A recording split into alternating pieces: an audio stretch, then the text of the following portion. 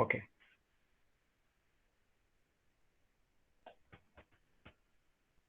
Sir, shall we begin, sir? Yes, you can begin. Okay. Okay, good afternoon all. I welcome everyone on behalf of Department of Political Science, Goa University, and also Center for Political Leadership of Salgaocar College of Law for this discussion. So together in collaboration, we have organized this event, this discussion, which is an interaction with youth. And what we are basically doing is basically trying to understand from them what are their aspirations, their issues. And because this is election season, this is just another activity that our center at Center of Political Leadership has organized. The first activity that you all must have heard about was that Manifesto Writing Competition, which we received amazing response for. And when we shared the report of that competition to Professor Rahul Tripathi, he was the one who asked us to initiate this discussion because he wanted to talk with the winners of the competition, and this activity came through from that thought. So let me first welcome Professor Rahul Tripathi. Professor Tripathi is the head of the Department of Political Science of Goa University, one of the wisest voice of political science in Goa, even nationally. Yet, like his brief discussion was that this discussion is about youth, and we have a lineup of speakers who will be speaking on the youth issues of the youth and their aspirations. First, we have Mr. Mohit Sukhtankar, who is an assistant professor in political science at DPS College of Arts and Science, Miramar. Then we have winners of this competition. First is Andrade from Saily College of Arts and Science. Then we have Aniket Kanolkar, who was an ex-student of Goa University. And we also have Saily Kauthankar, who is a fifth year student of law from Salgaocar College of Law. So all these participants will be basically speaking about their issues, and after that we will also open this discussion. So this activity came out from this manifesto writing competition, and tomorrow also we have one more surprise from our Center for Political Leadership that we will be announcing tomorrow. So do stay tuned to our social media pages for another big announcement that is coming up tomorrow. So with that, I welcome everyone once again, and now I hand over this session to the chair of this session, Professor Rahul Tripathi. Thank you. Over to you, sir. Thank you, Ramrai. I hope my voice is audible to everyone. Yes, sir, it's clear. Okay. I would also like to welcome all of you on behalf of the Department of Political Science, Goa University, as a partner in this event. We were very happy when we heard about the initiative that the Salgaocar College of Law has taken with regard to its Center for Political Leadership, and the decision to actually have a competition on a youth manifesto, a manifesto by the youth to be sent to the political parties. And I must compliment Ramrai and his team for conceiving this idea. So when we got to see the results and a small booklet which was sent to our department, we got quite excited. We felt that this should become the talking point among the students, because this is the first activity of its kind insofar as my memory of being here in 22 years is concerned. So this should be highlighted more. So certainly, I mean, you all are social media savvy, so you will be highlighting it through all social media platforms. But I think a discussion among the students and the faculty members on this also would be very, very essential. In fact, what I would suggest, Ramai, is that we will also prepare a small report on the discussions today and then send it out to the press. This is a very special time, as you all know. The elections are around the corner. So political parties are doing what they have always been doing. But then there is an added element this time, which is the way technology has permeated deep into the manner in which polling is taking place, the manner in which campaigning is taking place. So in that sense, the entire objective of this is to have a direct connect with the youth. So youth are going to play a very important role, I think, in the outcome of these elections. And that is why what is it that the youth want automatically becomes very, very crucial.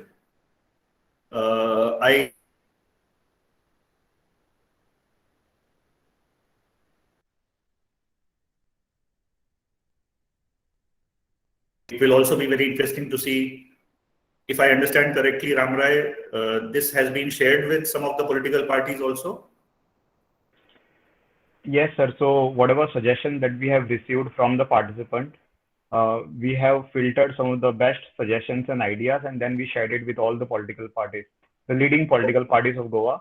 And some of it has been already reflected in their manifesto, in the youth manifesto, in some of the parties. So we are waiting for the other parties also to include all the suggestions. So that will be a very interesting exercise also, to see how much have the political parties listened to what was written.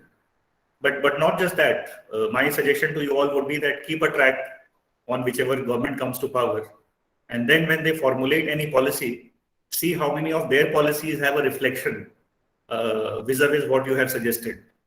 And if that happens, then you can proudly claim that youth have contributed to the making of certain policy. So that's why this is a very, very important occasion. I really look forward to today's interaction. And Ramrai already has a plan laid out for today. It's my pleasure to welcome Mohit Sukhtankar as a very distinguished faculty member from the Dempe College, Miramar. We all know Mohit. He has been a very, very keen student and practitioner of the art and science of political science. So we decided that let's start today's interaction with a keynote by Mohit, who is also incidentally a PhD student in the Department of Political Science, working on a very, very important theme of the politics of identity in Goa. So with these few words, I would like to now invite Mohit to give his remarks. Over to you, Mohit. Yeah, good afternoon, everyone. I hope I'm audible enough to all. Yes. Yes. So first of all, I would start by, of course, thanking Dr. Rahul Tripathi, sir. I would also like to thank all the executive members of Center for Political Leadership, and of course, greetings to all present. First of all, thank you for giving me this opportunity and honor to give this keynote, to address you all through this keynote speech. And secondly, let me first congratulate all the winners of the competition, Mr. Andrade, Mr. Aniket Kanolkar, and Ms. Saily Kauthankar. I'm pretty sure your manifesto was excellent, and of course, we have gone through the booklet. So, congratulations once again.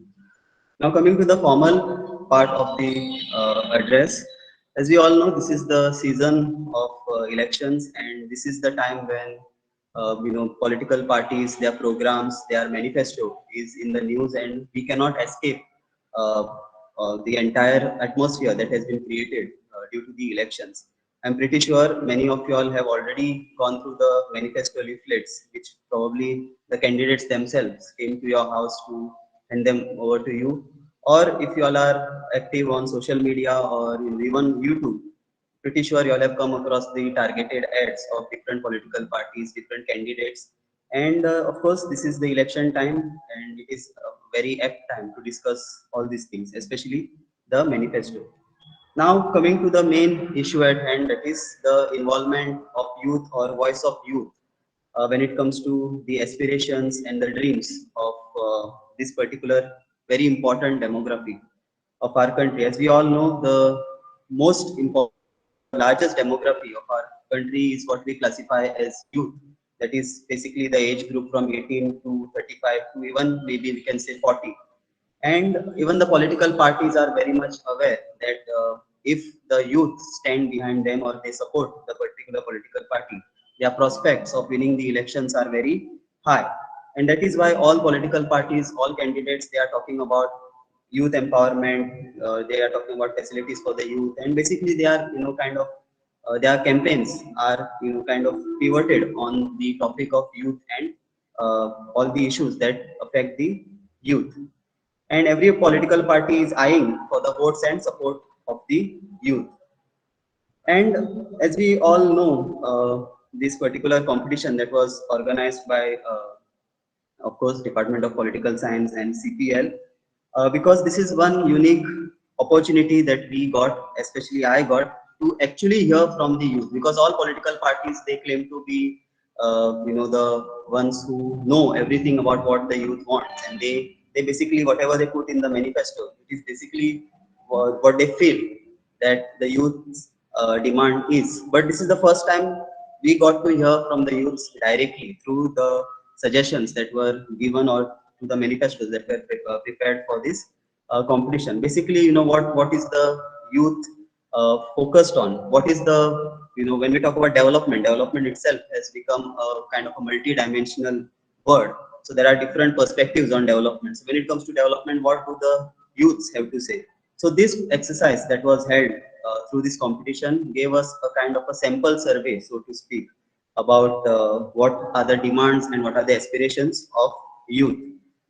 Now, again, coming to the topic of youth empowerment, because we hear this in the speeches of different candidates, we read this in different manifestos of different political parties when we talk about youth empowerment. And we cannot talk about youth empowerment and issues of youth without addressing the big elephant in the room, that is the issue of jobs and employment.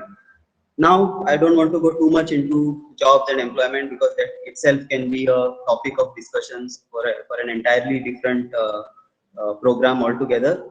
But one thing that is clear through when I went through the booklet that was provided by Mr. Andrade, is that I could hardly see the word jobs and employment in the compilation of the best suggestions. And actually, I was happy to see that, because it shows that youth and young people, they are not just focused on jobs. Of course, jobs, no doubt, is one of the most important issues, but there are various other things that also concern the young people.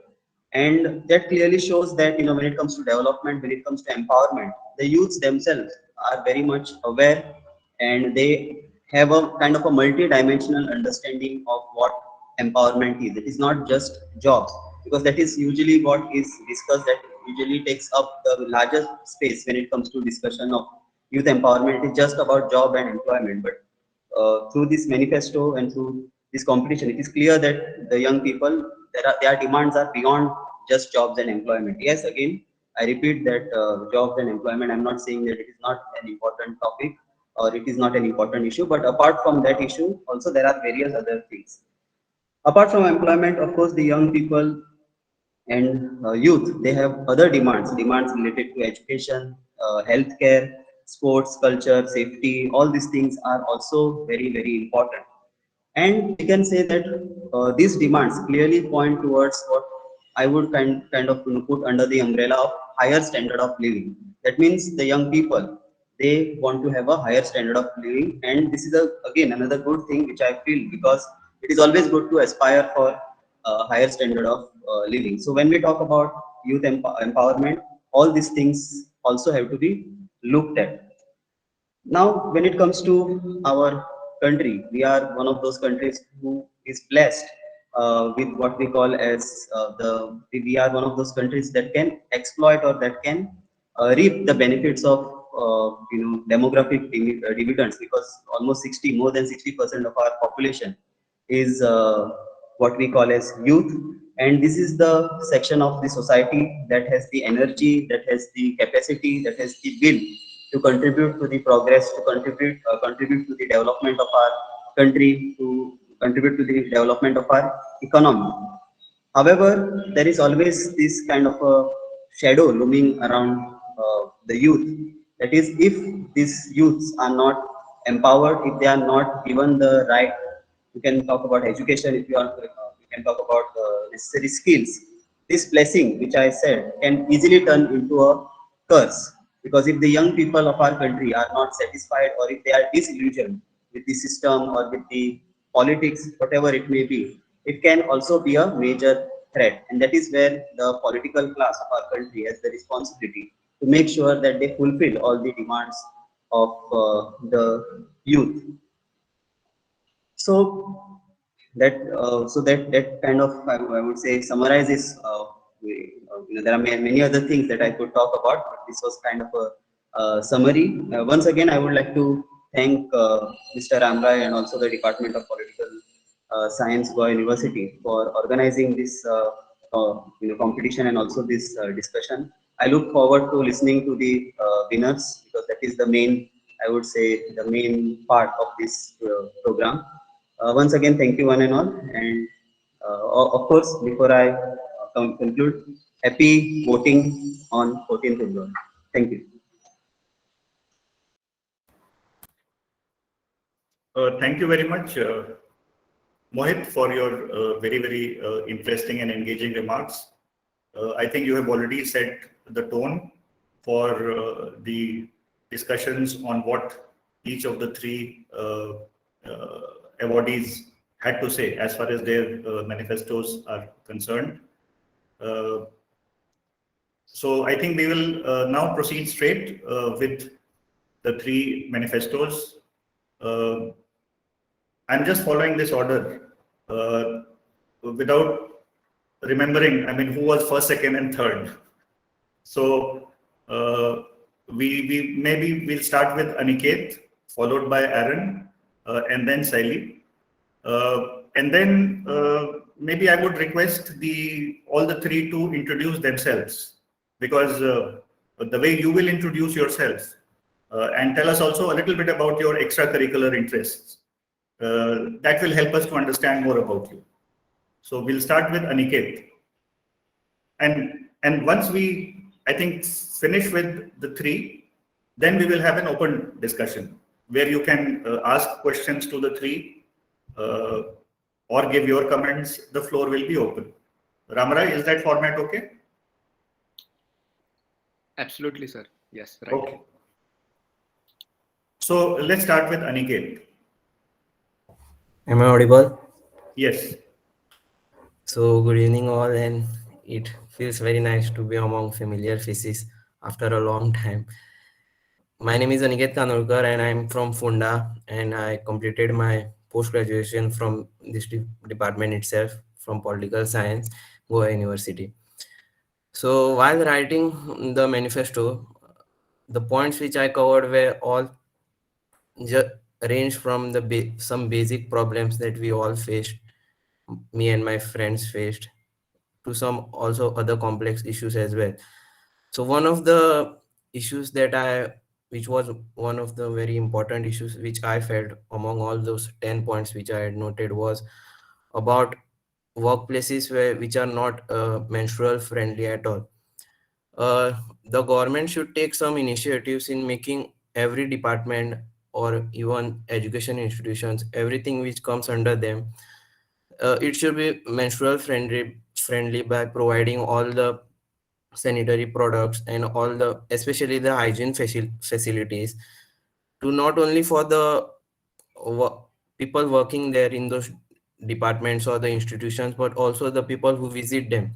So that would be a very nice step if the government takes interest in that. And also, as Mohit sir said, that the biggest problem is about unemployment. And I completed my post-graduation in 2020, and since then I have also been facing the same issues. And one of the part of that issue is that we lack the skills when it comes to employability, because throughout our academics we very rarely get to interact in such practical environments and learn certain things, especially from my background, which is arts. And many of my friends and me also face the same issues, because not having proper skills and practical knowledge, we were finding it hard to we are still finding it hard to get employment. of a good nature. So that point has to be also be noted. And also the third major point that I would like to highlight from my manifesto is that about Goa is such a rich state with such rich culture and history. So a special education center, especially focusing on Goan centric socio-cultural studies should be set up, which because many of our culture and so rich culture is still undiscovered and many of the youth don't know about it yet. So that would also be a very important step in highlighting those hidden gems of our culture.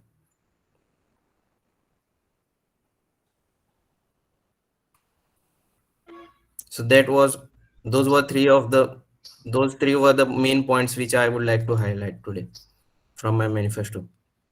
Okay. Thanks, Aniket. I also personally had a chance to go through your manifesto points. Thank you, And sir. the first thing which actually struck me was precisely this, that establishment of a Center for Goan Cultural Studies for encouraging Goa-centric socio-cultural research. Now, I don't know whether the new government that comes to power will do something about it immediately or later. But I'm happy to tell you that Goa University already is doing something on those Okay. lines. Okay. So maybe collectively we can impress upon the government to help and support that center. Yes, sir. So that point is very well taken. But we'll come to your points further later. Okay, sir. Thanks, Aniket. We now move on to Aaron Andrade. So Aaron, please tell us something more about yourself and then your major Yes. highlight.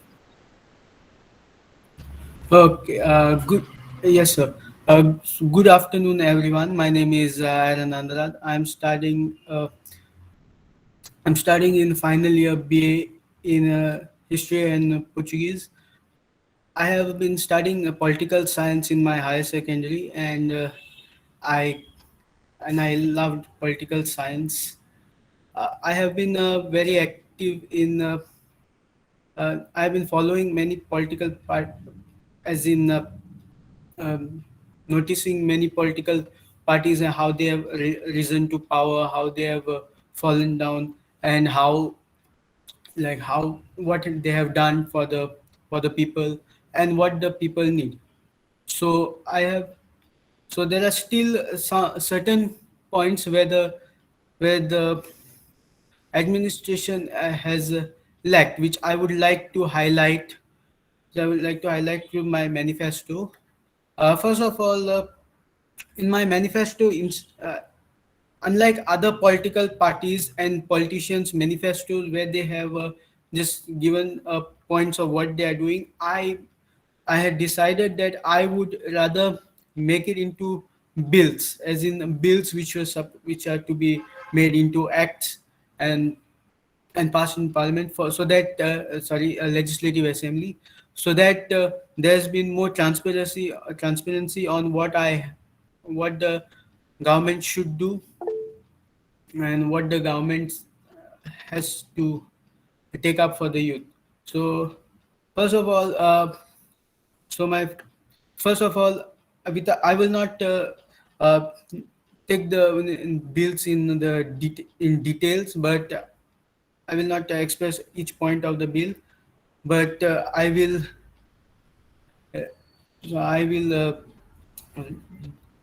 Okay, so first, bill should be all corrupt politicians to be brought to justice, as in order to have a clean Goa, green Goa, and we need to have a clean politics. So for that, I had mentioned a few things, a few points where all the corrupt politicians should be brought to justice. It is very sad to see that just before joining politics, they were very poor people, and after they join politics, they become billionaires, multimillionaires, and like that. It should stop. While people of while the voters, some voters don't know whether they are going to have uh, food tomorrow. These politicians have been piling up huge real estate real estate bought huge properties and all that should stop. So first bill I brought here is that all of these properties of all politicians need to be confiscated. The second was and be brought to justice. Okay, now second bill is educational excellence bill, which we need very which we need very desperately, because we need to get our professional maybe JMC, maybe pharmacy college, maybe any law college needs to be upgraded, and it should be in par with those of western western colleges, and and other than that, it should other even school curriculum should be advanced themselves. They should be knowledge for financial investment, taxation, which will help people grow in terms of financial help. And in case of online classes, I have considered that we will need online classes as well. So the government. So what I have given is the government should install state-owned Wi-Fi services, like how there is a BSNL, and these billings of these Wi-Fi services to be done just like how we get our water bill and electricity bill. Similar way, we need our Wi-Fi bill also. Okay. Next is jobs, which we need very is grown youth, and youth across India need very desperately. We need rules for setting up small scale industry, especially uh, small scale industry. A special I was thinking that Goans working abroad are, when there should be a policy to get them back, so that they invest in some kind of business, as they have the capital to uh, get updated raw materials and updated machinery, and they will be more able to provide jobs and more able to offer better wages, and like that, because of this, and plus the ones working abroad, including Indian citizens, NRI, OCI Indians working abroad. They have their children. They studied in Western education, Western schools, Western colleges. So they'll be able to offer good. So they'll be able to upgrade our uh, institutions and machinery. Okay, every house.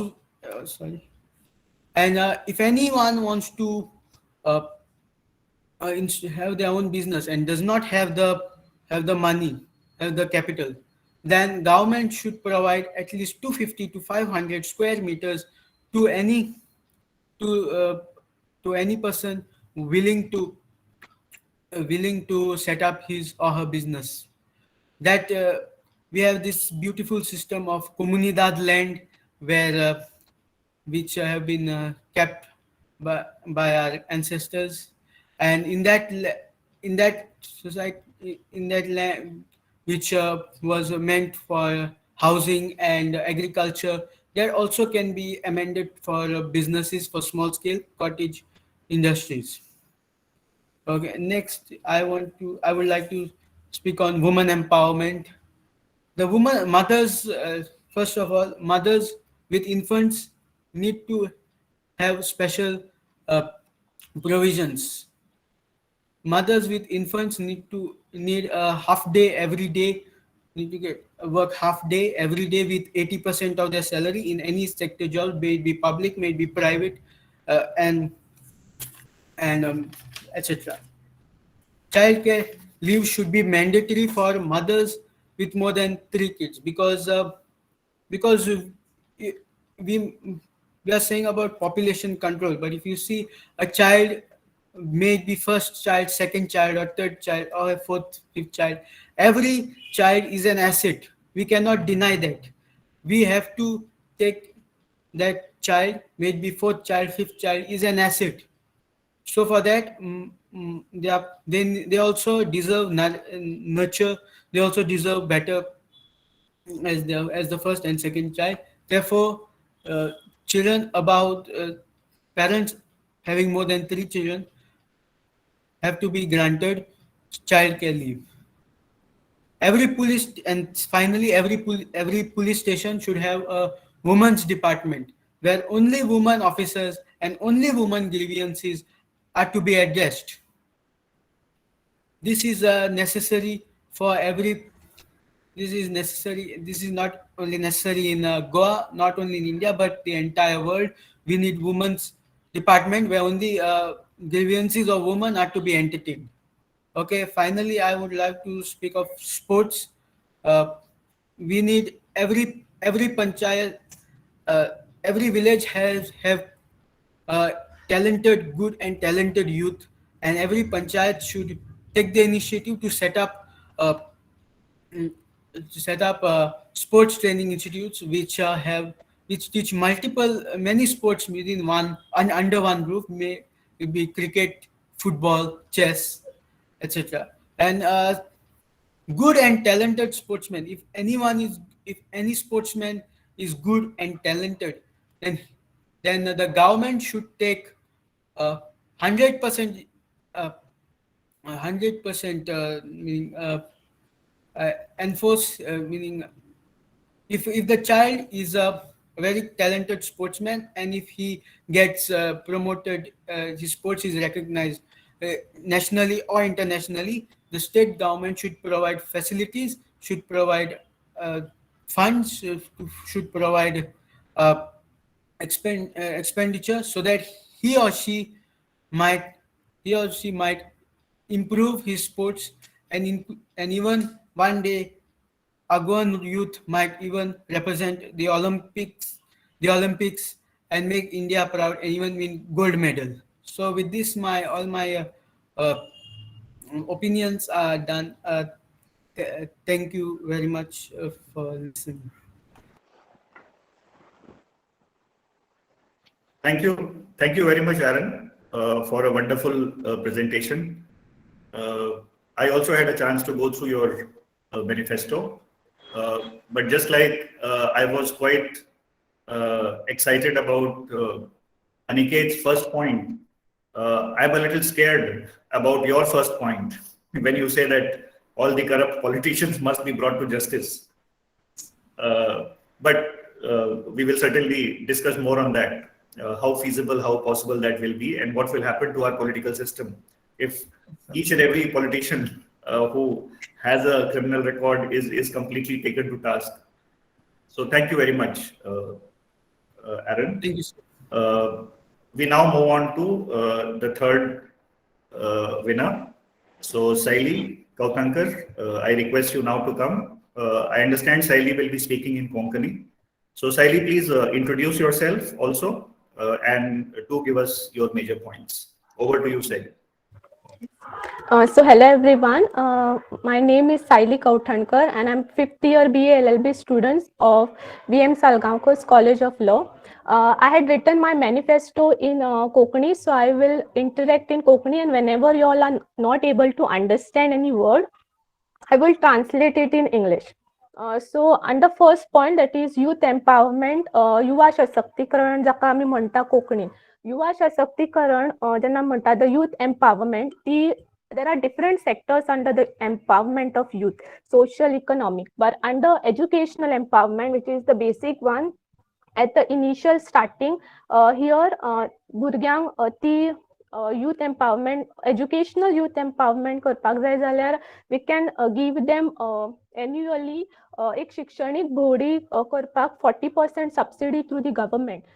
So by spending 60% from their pocket, they can have and go and witness the actual places they are studying in their books or textbooks. Second, in case they want to pursue higher education, देशात जाव वा विदेशात जाव, थंय तांकां आमी 50% scholarship दिवपाक शकता. So they can pursue that higher education in any other state or maybe abroad.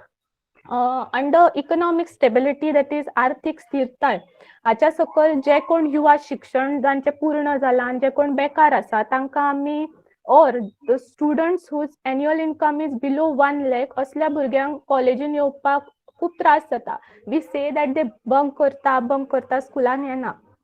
But in case for such students whose annual income is below 1 lakh, तांकां आमी 20 किलोमीटर प्रवास फ्री दिवपाक शकता. And further, if they, in case they want to travel, then 59% ticket mark आमी तांकां दिवपाक शकता. Also at village level till the city level, we can have different workshops through which after giving them training, they will be employed at certain or different government sectors, maybe the lowest or the highest, it doesn't matter. क्रीडा आणि संस्कृती, sports and culture हाचेर प्रवेश पावड्यार जांच्यांनी base बरें केला at the state level तांकां आमी 60% वेतन दॅट इज स्टिपंड दिवन तांची नॅशनल लेवलीचेर सिलेक्शन जावपाक at national level we can give them chance so they can represent at the national level the state of Goa. After that, in case they get selected at the national level, राष्ट्रीय पावड्यार select जाल्यार तांकां आमी त्या वेंचीक युवांक राज्यांतल्यान free of cost विनामूल्य प्रशिक्षण दिवपाक शकता एट द नॅशनल लेवल सेंटरार. And along with that, हेर सुविधा other facilities like hostel facilities. So अशें जावपाक जायना की युवा हांगसरल्यान थंय शिफ्ट जाला आनी ताका काय हेर सुविधा hostel facility for other cost he have to incur on his own. So तशें जावपाक जायना, whole cost the government have to sponsor. Last is new thinking and innovation that is नवे चिंतन आनी नाविन्यपूर्ण. सोंपेपणान जे गजाली वापर करूं येता at our day to day life असले तयार केले. For example, during COVID time, cheapest ventilator was created in India. So असले जे इनोव्हेशन आसा जे सोंपेपणान आनी कमी खर्चान जावपाक शकता असल्यांक तयार करतल्यान वी कॅन गिव दॅम 25% स्टिपंड वेतन दिवन आनी लेटर ऑन ते कंटिन्यू करून दुसऱ्यांक शिकूंक आनी तांकां कळपाक दुसऱ्यांक तांकां आमी एक कार्यशाळा उबारपाक शकता that is training centre so that जे कोणी इन्व्हेंट केला तो दुसऱ्यांक शिकयतलो अँड सो दॅट ताका एक employment मेळ्ळी and secondly other youth also will learn from him. Under innovation, the second point is सुरवातीचे ज्यो कल्पना आसा, if in case एक बायल आसा or एक चली आसा ताका एक बिझनेस स्टार्ट करपाक जाय इनिशियल स्टेजीर, then in that case we can give her 20,000 आधार म्हणून दिवपाक शकता and later on ताका एक लोन दिवन 75% we can give her interest free loan for 2 years. So she can or he or she can establish the business and stand on their feet. Other than this, I think many issues are there which the youth wants to bring forward. But I think basics is this: starting from education till the employment, and if they are given chance, I think they are able and will be possible to do anything. So yes, that is the thing. Other than that, I would like to thank Goa University and CPL for giving me this opportunity to interact and put forth my points. Thank you.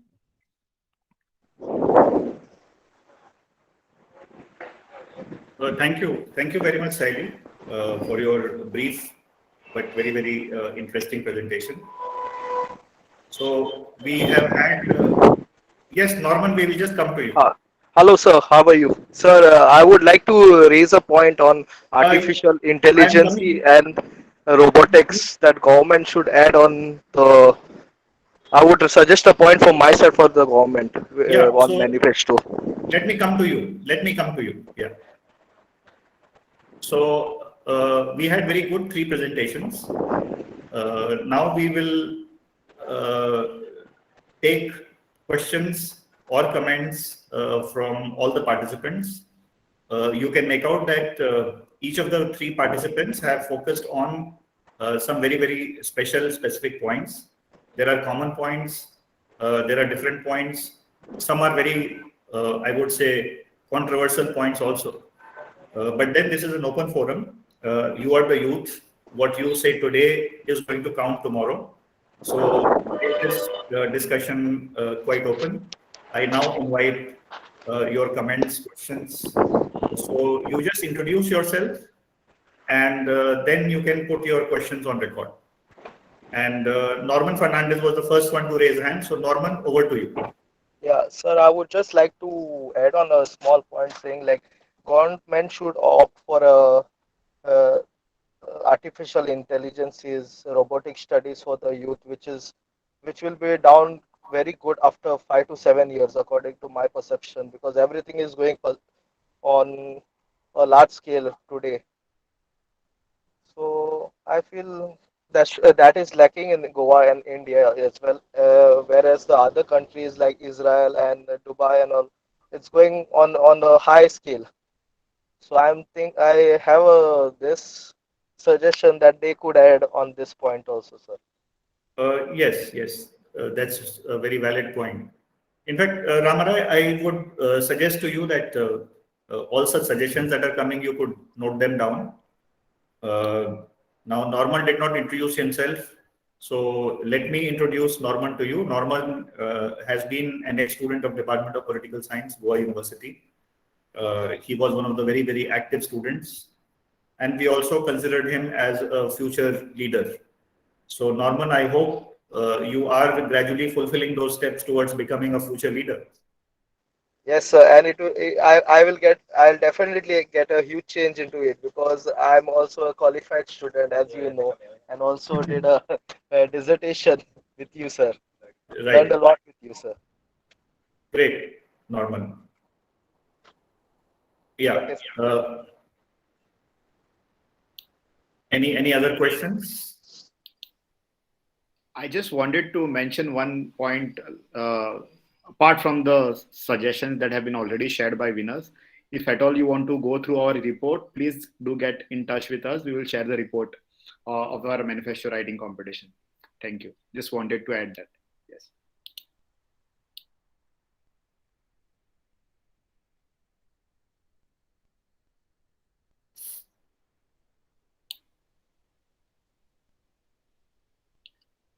So we are There is still no. waiting for questions There in is the chat no. box.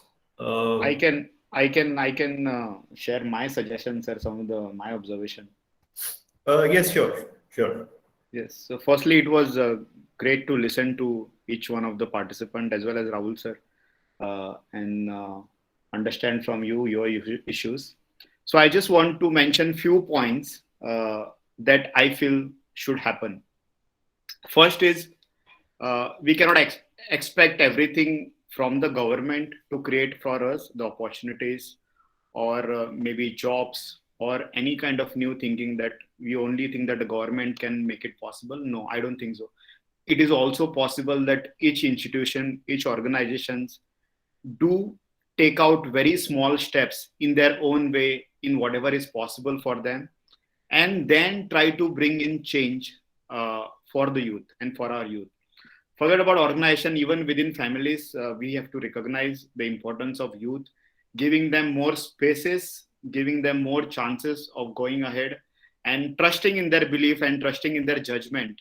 Because youth, I am teaching at VM Salgaocar College today, and I get to learn a lot of things from my students. So I believe more power to the youth will really help. And even the way this discussion is structured, uh, one of the senior Professor Rahul Tripathi, is interviewing the youth. That is the kind of, approach that we all need to follow. Some of our seniors listening to the youth, because we, we feel that youth definitely do know better. And because of the technology, all that is possible. Then we need to create more spaces and role, a larger role for youth, even in our political parties, because we see that uh, most of our political parties have youth. They use them as a foot soldier. But when it comes to policy making, when it comes to decision making, somewhere they are lagging behind. I think that shouldn't happen. When I say political parties, this also go to all the institution, all the organization, even our educational institution. Youth should be given a larger role, even when they are a student. Not necessarily they have to be a young professional. Even when they are a student, I feel those are the things that is definitely needed uh, going ahead. So those were just my few suggestions, and I will appreciate others also join in the discussion. Thank you.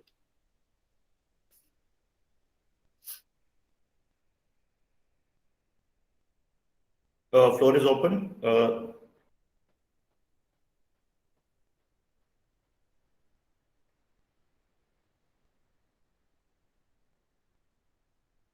So what happens is that, see, if a professor is sitting in a gathering where students are there, he cannot resist the temptation of asking questions.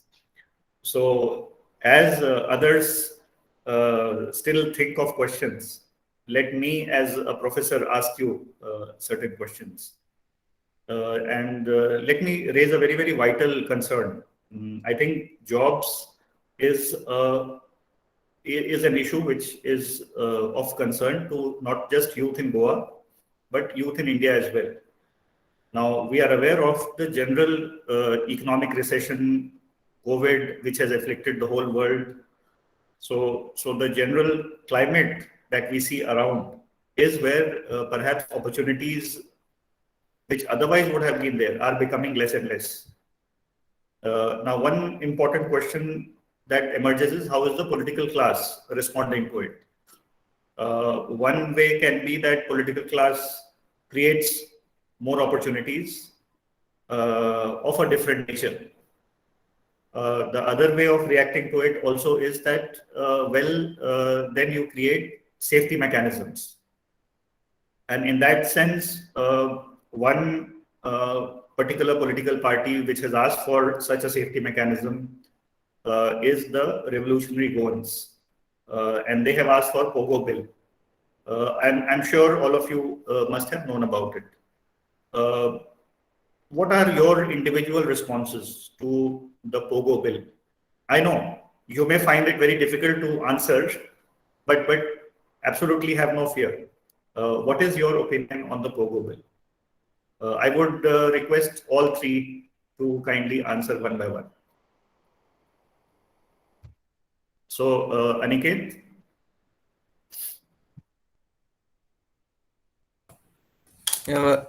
It's only about improving oneself. You should not depend upon such bills, and when it comes to making yourself, finding your place in the employment sector, you should the government should focus first on improving the skill of the youth, and especially not only in institutions, but once they graduate, they should get opportunities where they could especially learn in today's age all the digital skills which are required. So that will increase our employability chances, and we wouldn't have to depend on such bills that would reserve our spots in the industries or whatever organizations that such bills promise to. Because once we improve through all the skills which the proper mechanism provides to the youth, then it won't be a problem at all to find employment. Okay. Aaron, how would you react and respond to the POGO bill? I hope you all know what the POGO bill is. Aaron, over to you. So the person of Goan origin bill, which is proposed by revolutionary Goans, is actually which reserves right for Goans, Nis Goinkar or person of Goan origin. It gives additional privileges to a son of soil, and they define a son of soil as any individual whose father or parents or grandparents were born prior to 1961, 20th December 1961 to be precise. So I feel that Goa being a small state and having a small population of ethnic Goans in front of, say, suppose, and having two huge neighbors in form of Maharashtra and Karnataka, I think this bill should, first of all, we have to take into consideration that Goa is a small state, as I mentioned before. And we need job opportunities. It's also, Goa is the one of the highest in jobs, job scarcity. So this bill allows son of soil to get the job. So I feel that this bill is somewhere or the other necessary for the upliftment of ethnic Goans, but as time passes, there will be a compromise on the bill. Like for example, the second clause of the bill, 80% reservations in private sector for person of Goan origin only. Uh, I would highlighting this. I would like to say that that the private sector in Goa being very massive, and 80% in each and every industry. Like for example, in say one office there are 100 colleagues, and out of the 100 colleagues, 80 are gone. There will be a and say more offices like that, more industries like that. So there will be a compromise in that, because there will be a job surplus. I would like to say job surplus.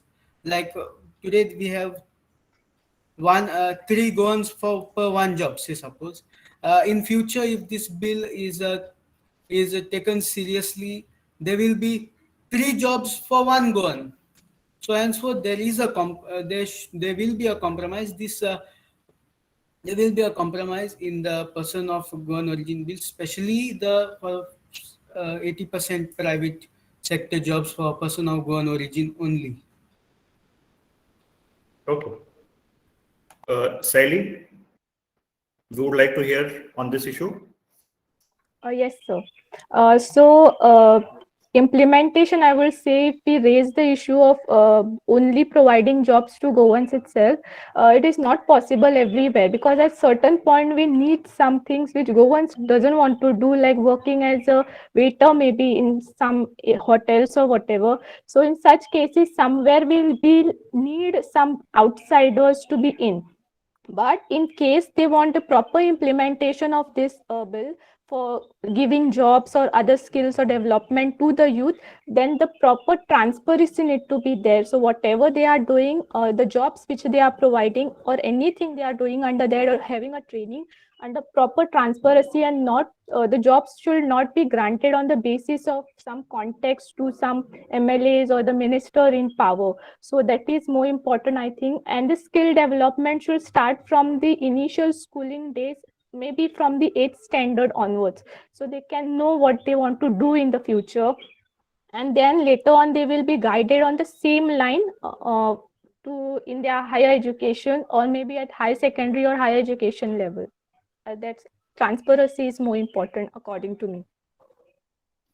Okay, thank you, Saily. We have one more raised hand. Sian Gomes. It's Sienna Gomes. Sienna Gomes, yeah. Yes, sir. Good evening, Professor Tripathi. So I would like to comment on the question could that you you put just introduce yourself a bit? My name is Sienna Gomes. I'm a final year student from Parvati Bai Chogle College, majoring in English and history. Which college? Parvati Bai Chogle College. Okay, great. Yes, sir.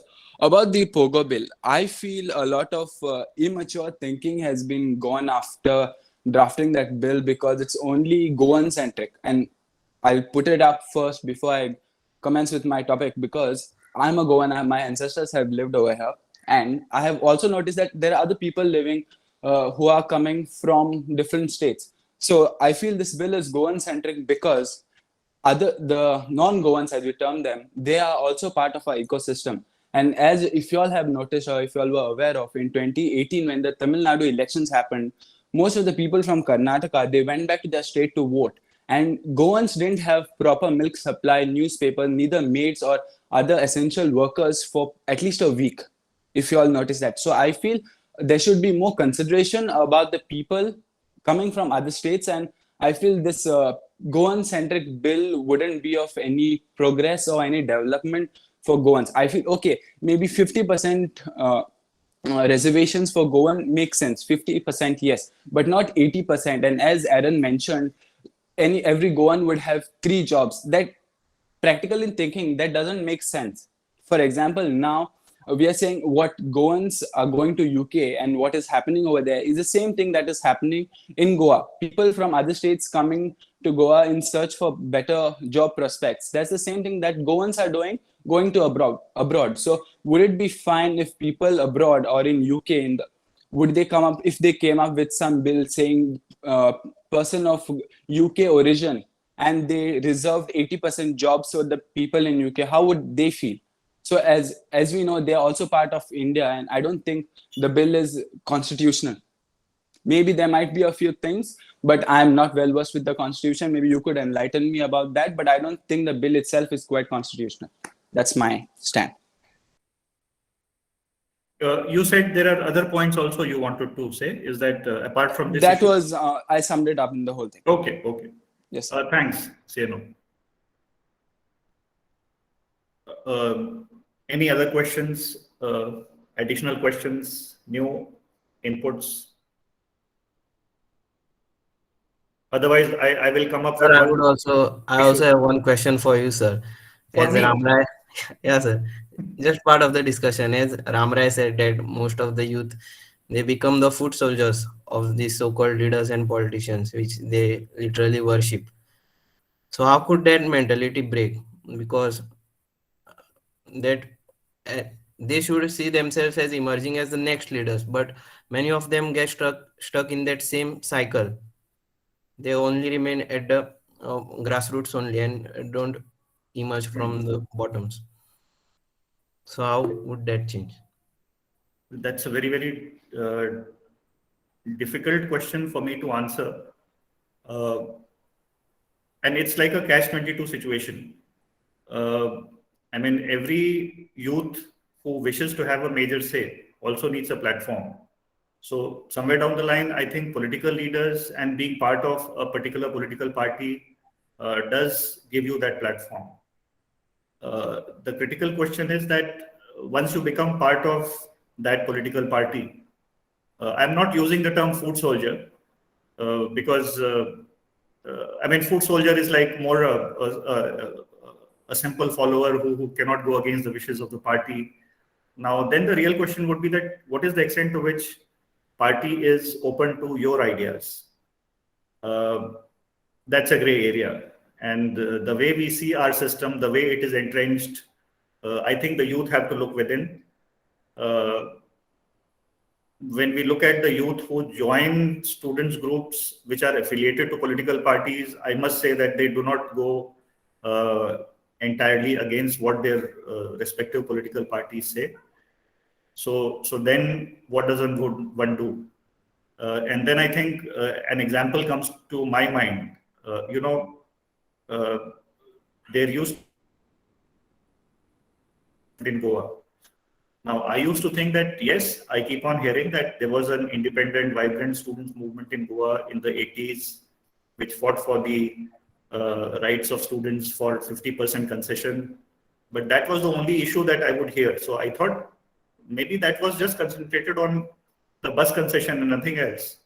But then I recently came across an article which actually detailed the history of that movement and what all it did.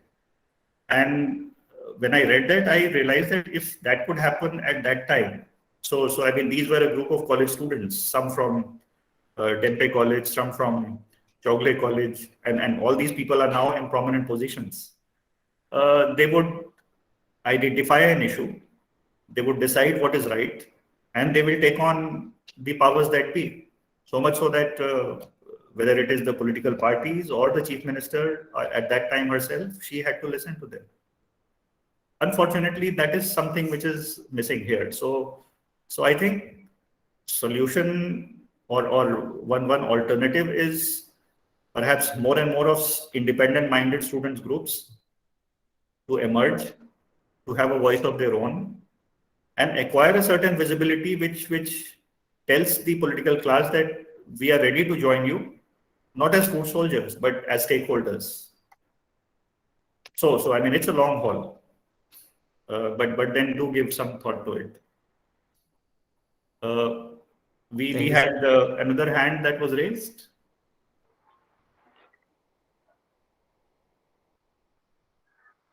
Sir, I think it was from Shwetang. Shwetang, yes.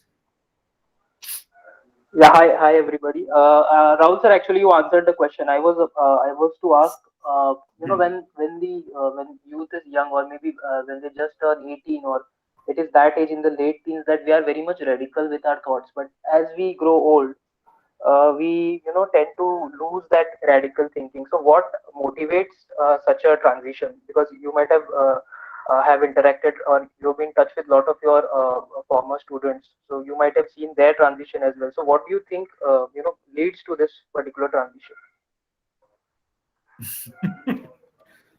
Well, that transition, you are very right. When you are young, you are full of ideas. You are also anxious, and you are also very eager to somehow question the things, and then also to try and change the things. Now, as you reach a stage where you settle down in your career, your responsibilities increase.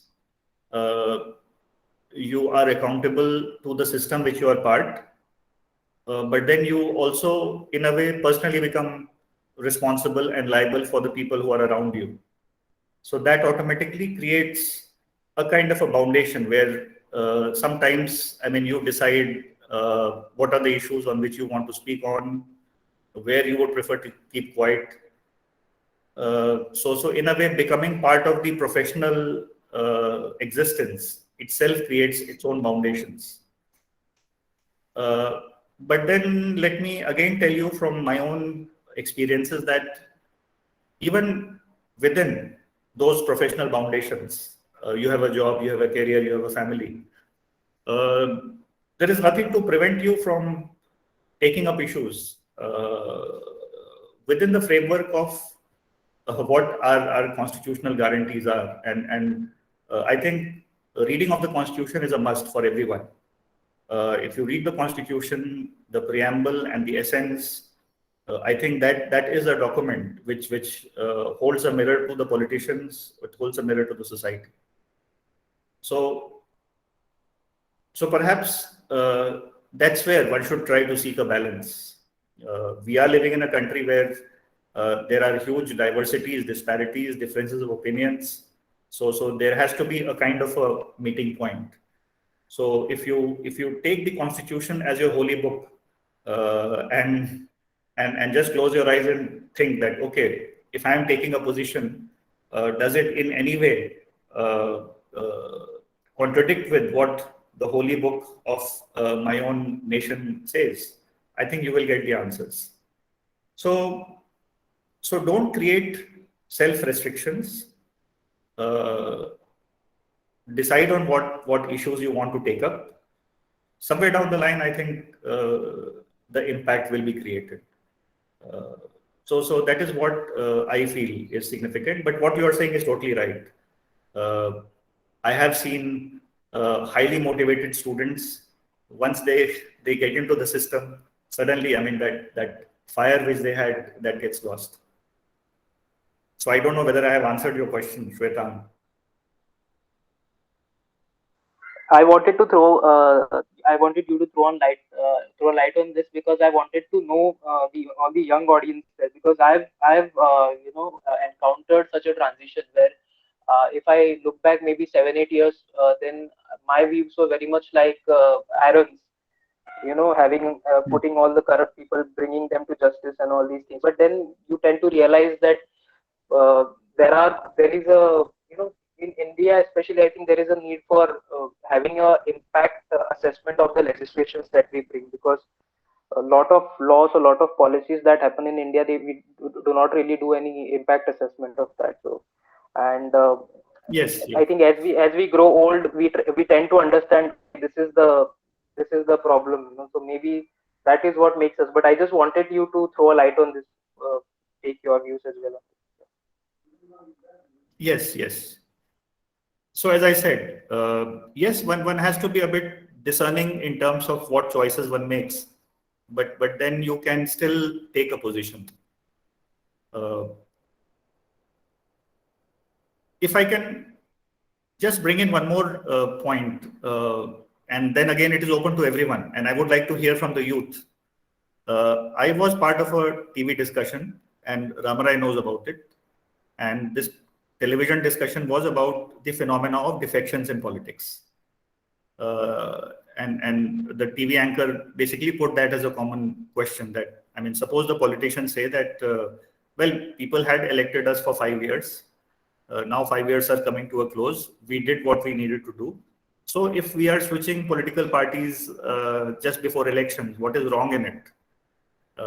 We have to look for that political party which will deliver us the goods. So what is the harm in defecting?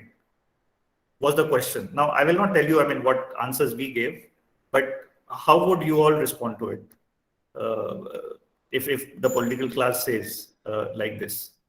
Any opinions? I mean, this is an open question for everyone.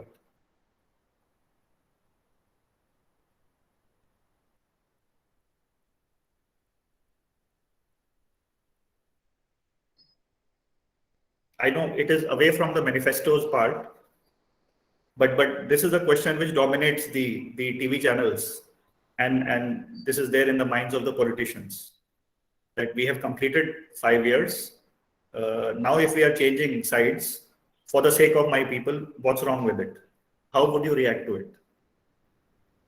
Sir, is it okay if I answer this question? Oh, yes, Mohit. So my answer may not be, means it may be a bit different from how most people think, because means again, this is my personal opinion. I'm not a person who is, kind of too much, who focuses when it comes to politicians, who focuses too much on the ideology, because the main question when it comes to defections is whether a person who has served in a particular political party suddenly defects not just to any other party, but the exact party which is exactly opposite when it comes to the ideology. So I believe, at least in context of Goa, in Goa we hardly see ideology play a very important role when it comes to Goan politics, because Goan politics is very much personality oriented. So it is usually what we call as satraps. So it is a satrap based polity when it comes to our state. A particular taluka or a particular constituency will have a strong man, and that person will get elected regardless of which ticket he contests or which party he represents. So even the politicians are aware of this fact, and even people, they kind of tend to look beyond this. There will be a section of the society who may be who may be ideologues themselves, or who may believe in a particular ideology. But I think, at least I'm just talking about Goa, I'm not talking about the rest of the country. In Goa, people look beyond that. And since it is very, very personality oriented, and since Goa is a very small state and constituencies are very small, so the politicians, they have a personal connect to the people. So people go by that line of thinking, and they don't look at ideology. So in context of Goa, I believe that and again, Goa is known for this. It is not a recent phenomenon. It has always been there. Only for last 10 years, we had not seen the scale of defections definitely has increased, but it is not a new phenomenon.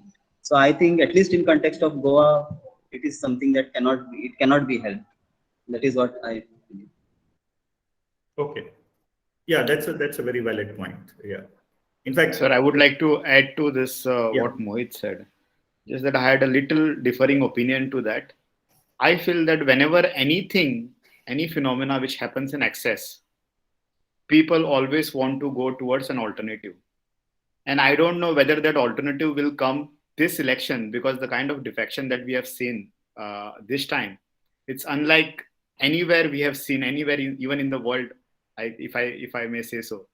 So I don't know whether this election people will say that, okay, no, ideology is important, even though we all know how personality driven Goan elections are. But we never know.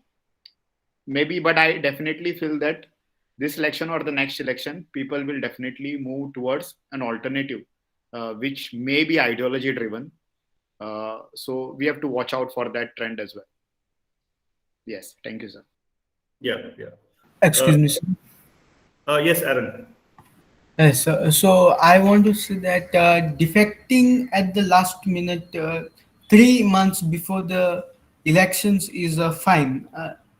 It should be like 3 months, at least 3 months before the elections is fine, rather than having his 5-year term and in the middle only then leaving his party, his ideological party, which people voted for him, and going to an opposite, completely opposite ideology, which where he might where then there are suspicions whether he has really gone for the welfare of the people, or for any other hidden agenda or something. Or for the wealth, welfare or wealth. Exactly.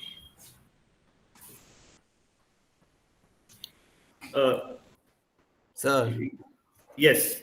I would like to ask one question. As the earlier point we stated about Revolutionary Goans Party. So if you see, most of its members are from that range only, which we term as a youth. Yes. Yes. So isn't it a party which originated from that background itself? And do you see in the future it becoming into something big? We always say that we want a youth in politics, and now that they have entered, They have now entered. technically they fit that definition of a, because most of their members are youth. So do you think in the future they might become a major force?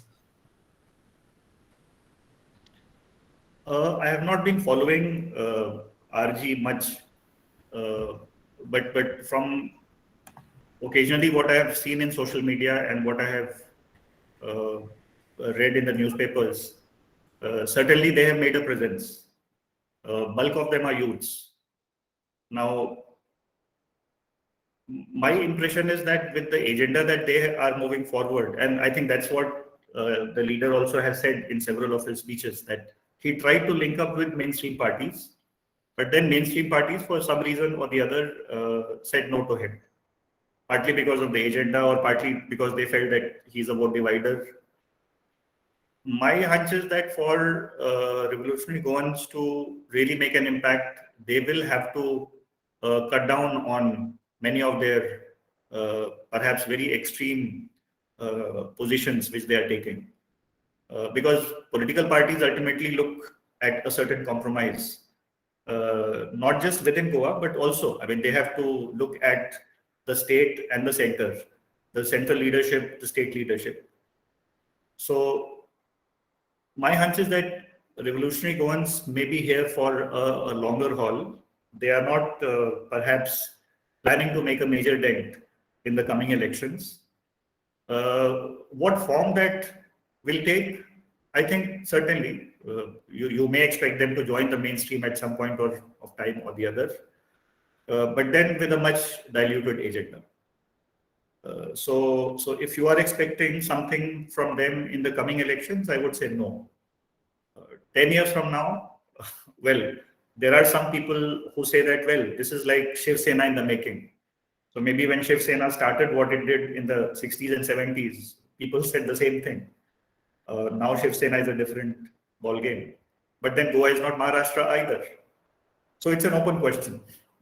Maybe some of you could do some research on this.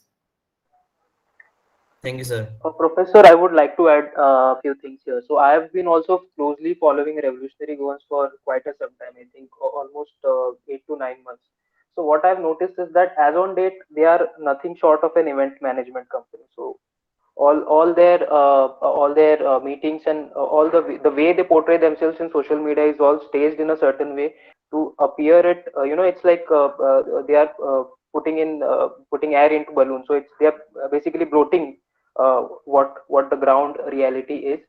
At the same time, there is a resentment among the youth, because the youth today that is unemployed, or that is doing a job much below what the pay grade is expected to be. So they have this resentment that our jobs are being taken by the outsiders or that. So I think you are right that they need to cut down on their promises, but at the same time you need to also think what is their agenda, what is their long term agenda with this. So they are kind of portraying that we are winning 25 seats, so they also need to be a little realistic in terms of what they want to achieve.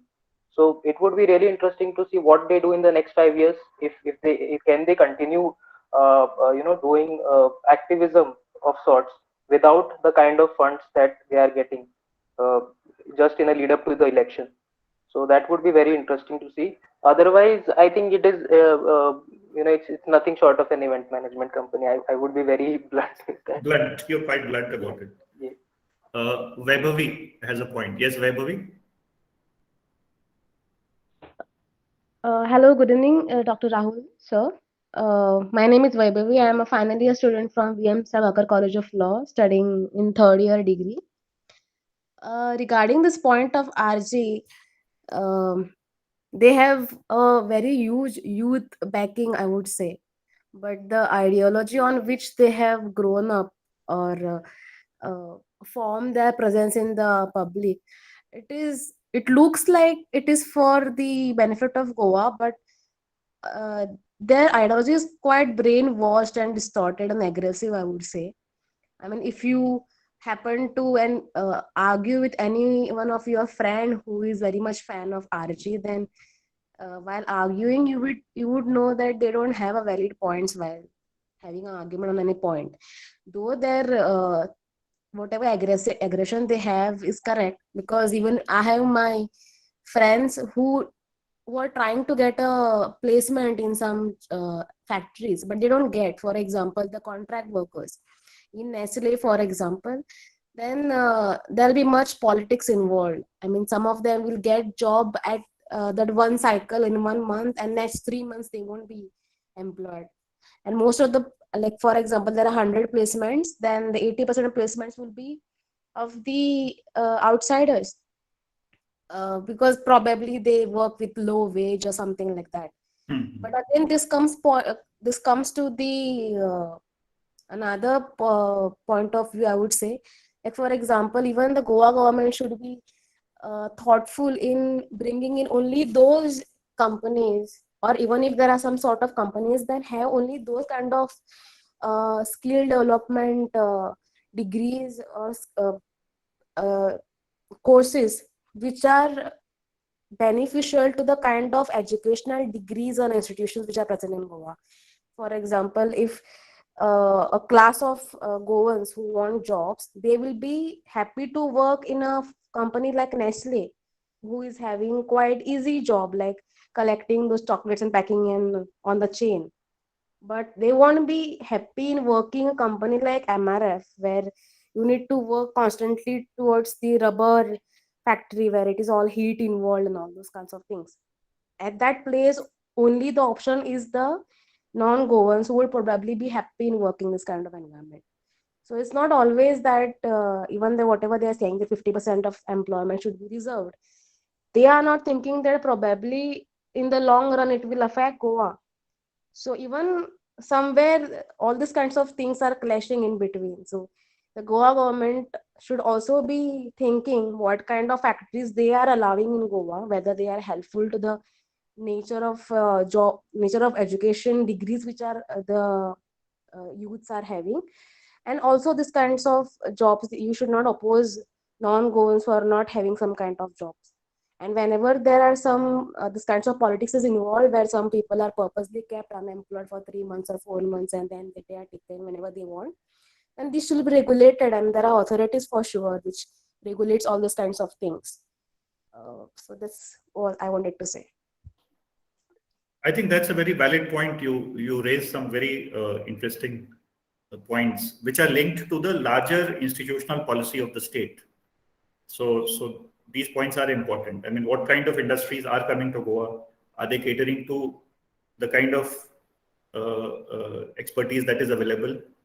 At the same time, we want Goa to have industries which are cutting edge, the top-notch software companies.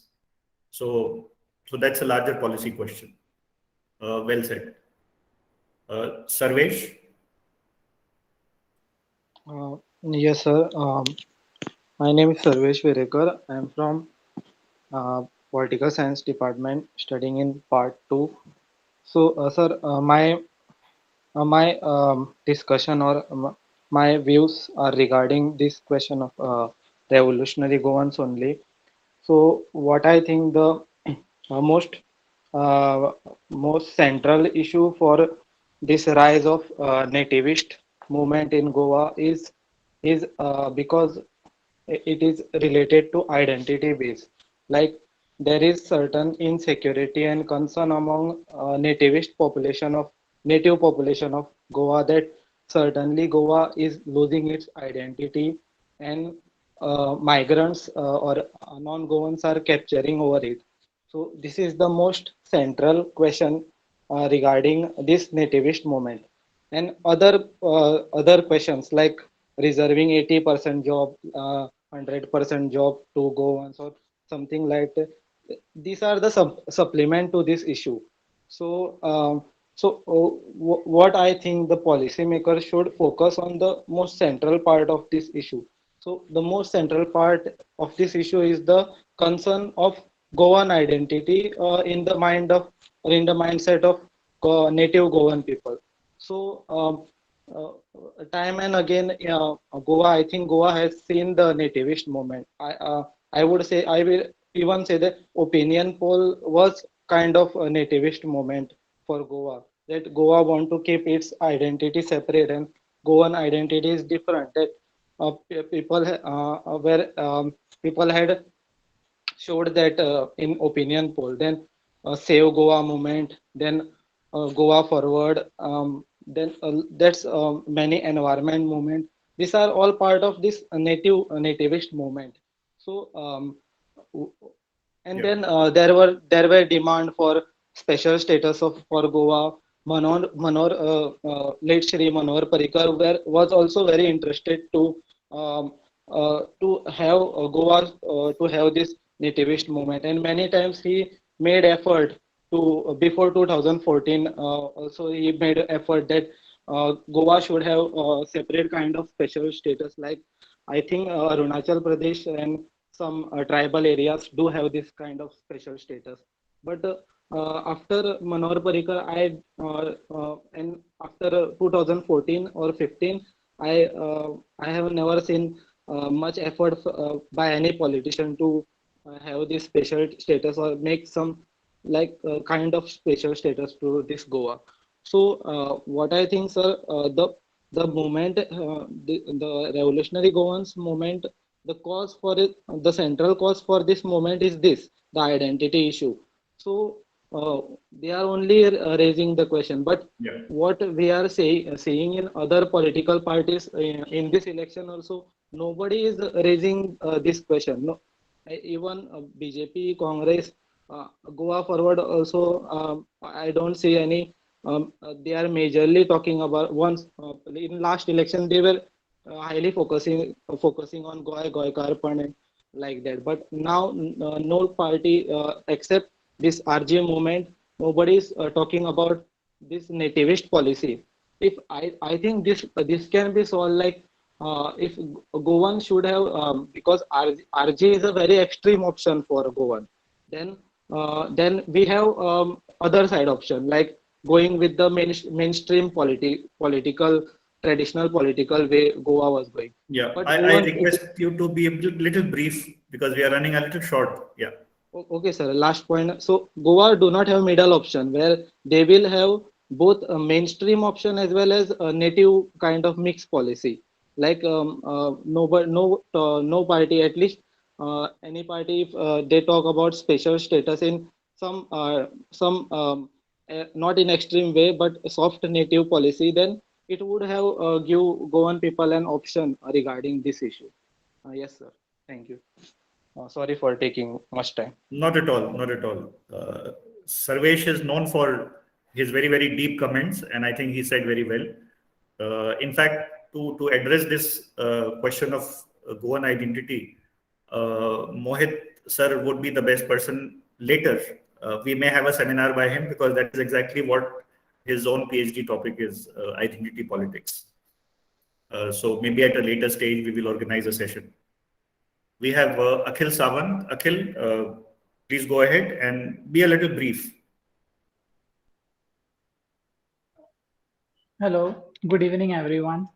Myself, Akhil Sawant, and I'm currently working as a news translator for the Goan Everyday newspaper. I did my bachelor's from journalism a couple of years back from DPS College.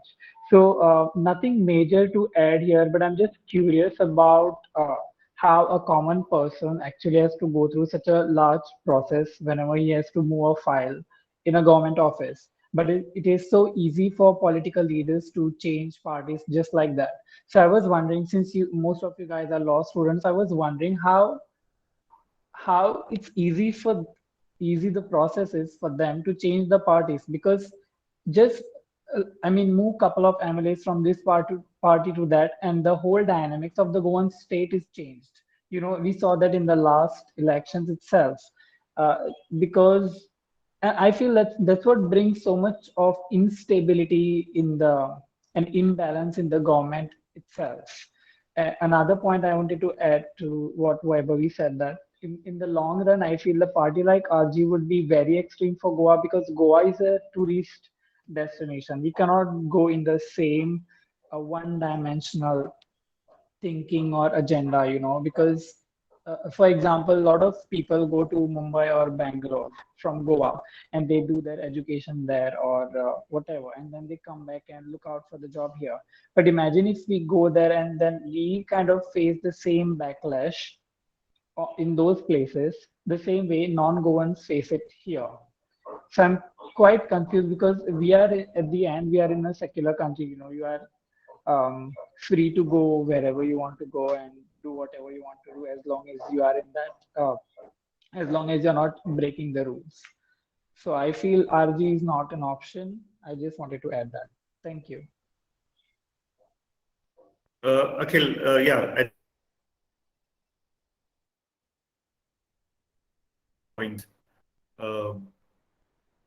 fairly well. When for a common man it's so difficult, how when he has to get his daily routine done, his experience in the government offices and the political parties are just able to change. Aniket, very briefly. Sir, I would like to give my final comments about this issue, that all of us we were now today part of this discussion. We should, after this discussion ends, we must make first a list of all the issues which we discussed today, and see that which party manifesto, which we must check all the parties' manifestos and see which of the party manifestos ticks every box. Hope maximum boxes are ticked by the party manifesto when it comes to these issues. Yes, indeed. That is an exercise which you all should do. Saily? Yes, sir. I would like to add on the Revolutionary Goans Manifesto, that is 80% of jobs. Under Constitution, we have this right of movement and also right to employment in the favorable conditions. So any other Indian who feels that there are favorable conditions in Goa and he want to work there, and therefore he is moving from their state to the in Goa, then in that cases there will be constitutional protection that will be provided by those migrants. Secondly, when we talk about this anti-defection law, it says that yes, it is true that one person cannot defect from the party he is elected from, but there is also a loophole, I would say, to this, is that in case in further years of his working in that party, he feels that his ideology or his thinking have changed, or he whatever on what basis he had entered in that party, those have changed when he is working there. In that cases, if his interest is the main, I would say, the base on which he had went into that party have changed, then he can defect or go in some other party or change the party. So that is a loophole, I would say. Law needs to be little strict also. But the Revolutionary Goans, what they have, the manifesto, that 80%, that I think little changes need to be made, and further it can have a stand in Goa. Yes, that's a valid point. Any further comments? Sir, just one last point, Yeah. because this is very relevant to what was discussed today. So Revolutionary Goans, when it comes to job reservations, they talked about reservation for Goans and all that. Today, the Punjab and Haryana High Court has put a stay on what the Haryana government had proposed, 75% reservation for locals.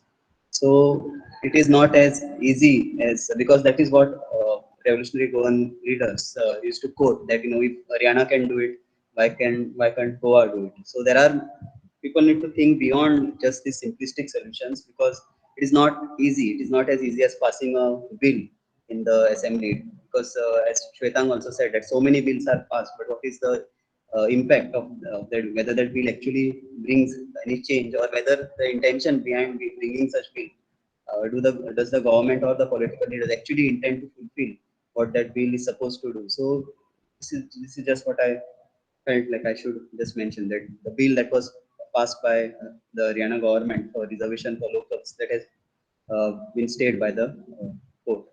Oh, that news came recently? Yeah, I read it today only. So I think today only it has happened. Because I was about to say that Madhya Pradesh government also had done something similar earlier. So we may need to just read the fine print. Okay. So that's indeed very, very wonderful. I think the kind of issues that came up, although I had to provoke you a little bit, but I think there is a lot that came out of today's discussion. Before I hand over to Ramarai, I also had one suggestion.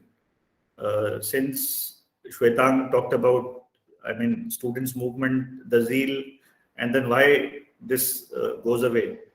And I made a reference to the student movement in Goa. Why not have an interaction like this with some of the stalwarts who were part of that movement? And as I said, most of these people are very much now at very prominent places in Goa. They will be very happy to share with us what that student movement was all about. And I am interested in that because ever since I read that movement was not just for the 50% bus concession. I mean, when you look at their activities, their passion, how they went to the villages to take up a cause, yes, they were a bit radical in their outlook, but then as young people, you have to be radical. So Ramrai, if you're open to that suggestion, I can help you get together 4 or 5 or 3 or 4 of these student leaders of 1970s who are now very eminent, and then maybe have a discussion. Maybe a Pinnacle series can be done, that remembering the youth movement, something like that. Over to you, Ramrai. Please unmute. Yes, definitely we can think about organizing such thing, and even at Center for Political Leadership, those were the issues that we are closely, thinking that we'll organize in future also. So with that, thank you everyone. Now I would request our faculty member, Priscilla Fernandez, to kindly give a vote of thanks. And before that, I would just like to say that, because Professor Rahul Tripathi has interviewed all these students and youth and chaired this session, and because he writes these issues on our national newspapers and on, he shares even the national debates and local debates, I will request him to also mention these points which students have shared today. Thank you. So I would now request Priscilla to kindly give a vote of thanks. Yes. Priscilla Fernandez is a faculty member, assistant professor in political science at VM Salgaocar College of Law.